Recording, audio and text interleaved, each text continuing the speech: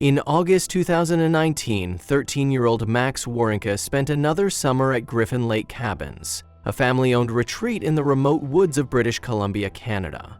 Every summer, his family returned to the cabins on the edge of the lake, a place where the clear water, rugged mountains, and quiet forests offered a welcome escape from everyday life. For Max, the lake was not only a playground, but a mystery waiting to be solved. He had always been a curious kid who asked questions and looked beyond the obvious. That summer, his insatiable curiosity led him to a discovery that would change everything. It was a hot afternoon when Max was chatting with another family on a boat ride across the still surface of Griffin Lake. Amid the gentle rocking of the boat and the friendly chatter, someone pointed out an unusual dark shape moving under the water. The remark caught Max's attention immediately.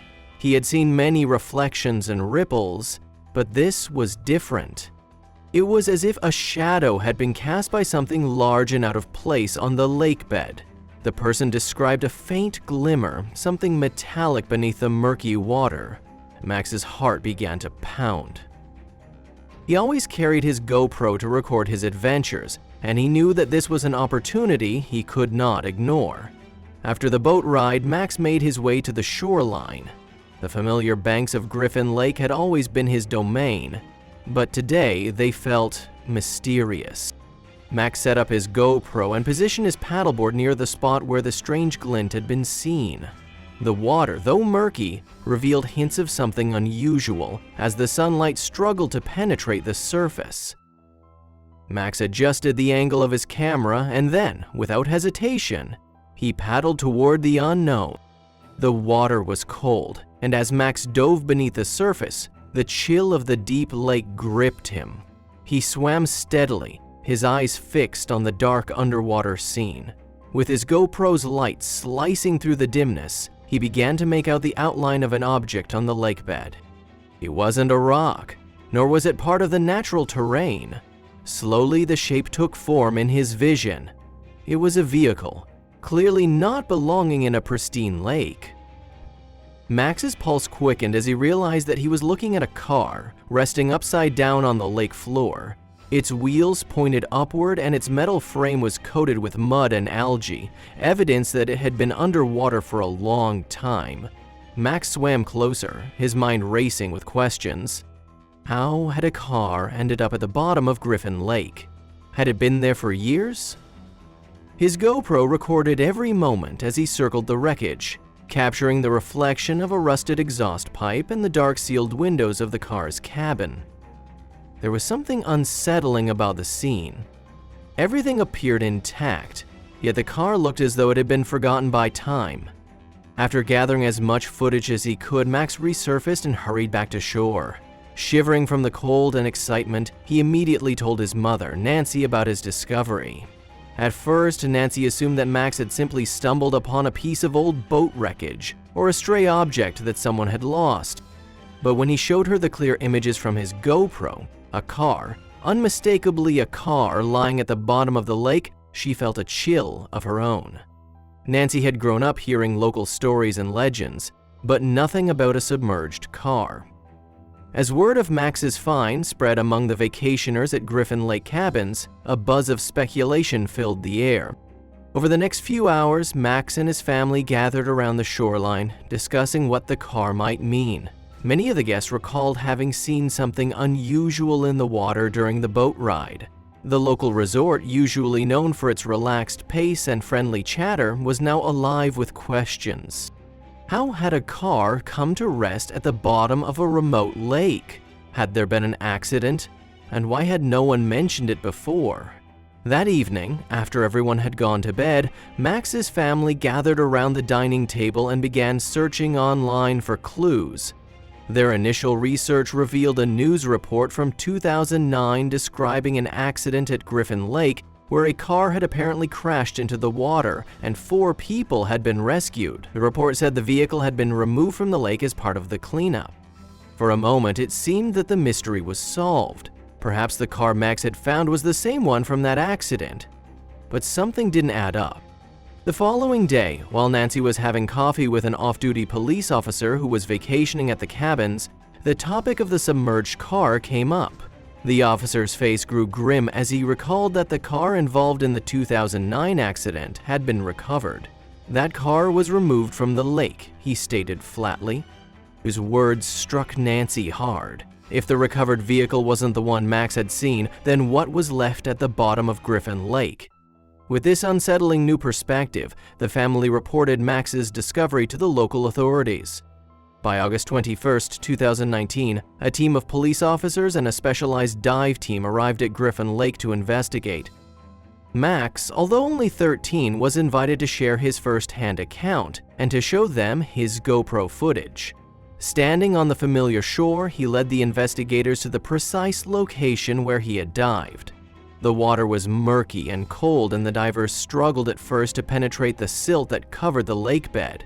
Max's clear images, however, guided them with precision. After hours of careful underwater work, the dive team retrieved the sunken vehicle, a car that, despite its long submersion, retained much of its original structure. The vehicle was a Honda Accord, its metal frame encrusted with decades of sediment. The divers noted that the car's doors and windows were completely closed, as if sealed from the moment it had entered the water. It had sunk in a controlled manner, not tossed about violently by a crash. The mystery deepened. As forensic experts examined the car, a crucial detail emerged.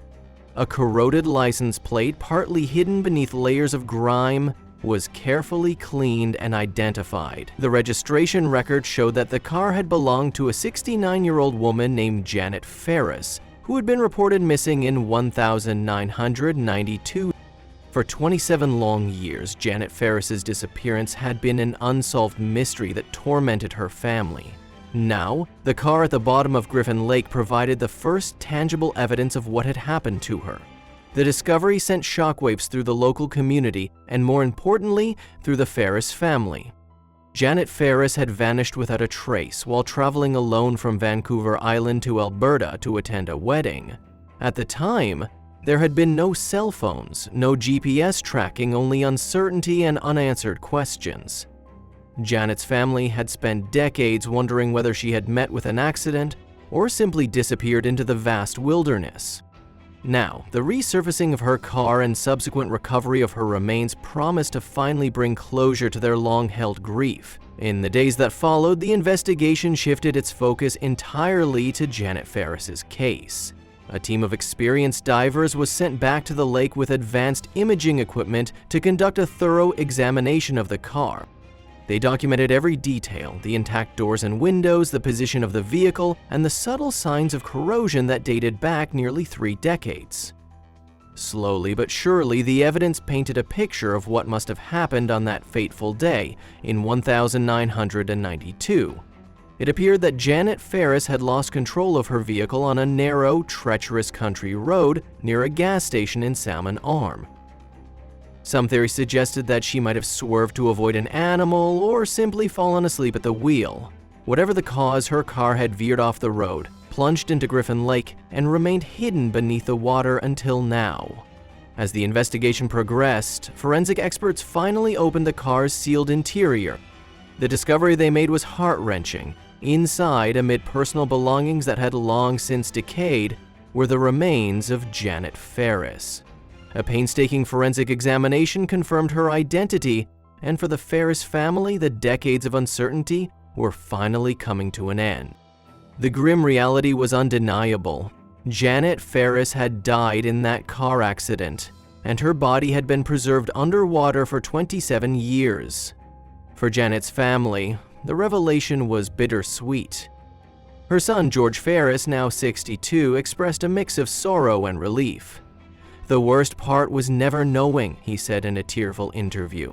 For so long, the mystery of his mother's disappearance had left an open wound, a painful absence that had haunted family gatherings and kept them from fully moving on. Now, with the recovery of her remains, they could finally begin the long process of healing. In quiet moments of remembrance, they recalled Janet's warm smile, her gentle nature, and the love she had shared with her family. Though nothing could bring her back, knowing the truth allowed them to honor her memory properly. The news of the discovery spread quickly through the local media, and Max Verienka, The brave teenager whose curiosity had solved a 27-year-old cold case was hailed as a hero. Reporters marveled at his determination and his clear-headed decision to record the underwater discovery with his GoPro. In interviews, Max maintained a humble tone. "I was just curious," he said simply. "I never expected to find something like this." His mother, Nancy, echoed his sentiment, but also spoke of the heavy responsibility that came with the discovery. "I'm incredibly proud of Max, but my heart goes out to the Ferris family. I can't imagine the pain they've carried for all these years." Local law enforcement and the RCMP praised Max's contribution, and rumors began to circulate that his keen investigative skills might one day lead him into a career in policing. Corporal Thomas Blackney remarked that Max's actions were an example of how even the smallest voice can make a significant impact. "This is remarkable detective work for someone his age," he said. "It really shows that sometimes the truth finds a way, no matter how long it's been hidden." In the weeks after the recovery, the car was carefully transported to a forensic lab for further examination, and the Ferris family was given the opportunity to hold a memorial service. The process, while painful, allowed them to finally say goodbye to a woman they had mourned for nearly 3 decades. The case, once a collection of unanswered questions, was now closed. Investigators concluded that Janet Ferris had been the victim of a tragic accident compounded by the limitations of rural road safety in an era before modern technology. There was no evidence of foul play, just a series of unfortunate events that led to her untimely death. For the residents of Griffin Lake Cabins, the discovery served as a reminder that even in places of beauty and tranquility, secrets can lie hidden beneath the surface. The lake, long a symbol of relaxation and escape, had harbored a piece of history that many had forgotten. In quiet conversations around campfires, guests spoke of the eerie calm of the lake and the weight of the mystery that had been resolved by one brave boy. Life at the cabin slowly returned to normal, yet the story of Janet Ferris's sunken car remained etched in the community's memory as a lesson in the unpredictable nature of fate. Max Wawrinka, now recognized as a key figure in solving the case, continued to explore the outdoors with the same passion and curiosity that had led him to his discovery. His adventure at Griffin Lake became a defining moment in his young life, a reminder that sometimes the most important answers are hidden in unexpected places. As he paddled on the lake in subsequent summers, he would often glance at the spot where the car had been found, feeling both a sense of pride and a deep respect for the fragile nature of life. In time, the Ferris family began to heal from their long-held grief. With the truth finally known, they focused on celebrating Janet's life, rather than mourning the unanswered questions of her disappearance. George Ferris and his relatives organized a small memorial service by the lake, where they shared stories of Janet's kindness and strength. The community came together to offer support, and the closure provided by the discovery became a catalyst for healing. For George, the pain of not knowing was replaced by a bittersweet comfort, knowing that his mother had been found and that her memory would now live on with clarity and truth. The story of the sunken car at Griffin Lake is one that transcends simple mystery. It is a tale of curiosity, perseverance, and the unexpected ways in which the past can resurface to shape our present. Max Wawrinka's decision to dive into the murky depths with nothing more than his GoPro and a fearless spirit not only solved a cold case, but also restored hope to a family that had suffered for nearly 3 decades. His actions underscored the importance of questioning the world around us and showed that sometimes even the smallest discovery can have a monumental impact. For the residents of Griffin Lake Cabins, the experience became part of local lore, a reminder that the natural world holds secrets that are as deep and mysterious as the water itself.